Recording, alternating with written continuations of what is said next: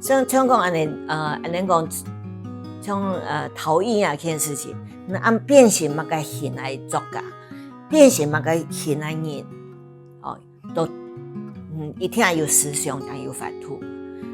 所以每下像咱讲人权啦，也讲生态啦，也讲每下性别女权都较加母语运动也部分，我认为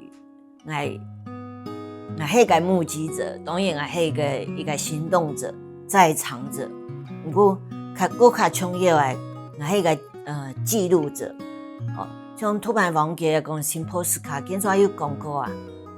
安尼是用凯基笔来对抗亚的，瞬息万变，一个世界。所以我讲到一个文化呀件事情，佢要自家写痛啊，然后我写我开心，我取悦自己，取悦别人，唔係，我因为佢係一個。也没讲过安严肃讲好像一个充满个使命必达，我一定要安严肃。不过基本上来，因为佢係一种提升自家，影响拍萨。我认为就是讲，佢讲有一个较和谐，其实就是讲你自己跟自己对话的和谐。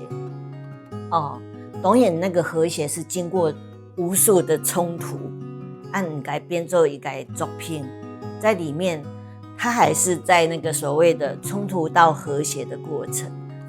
所以我认为就是讲，文化呀件事情，总嘛该是的，佢冇法度停到了，按是的写到了，因为安尼唔係講唔是去思考的。所以，像我喺當講，我講，某個事情對我來講，我都從細年來用，充滿好奇心。怕講我都不講，哇！一生氣你也是得去了解哈。了解一件事情，當然不會想，你想個很刺眼不一樣的觀點。安呀文學，我認為就是講，所有像諾貝爾文學獎也的詩人也講小說家。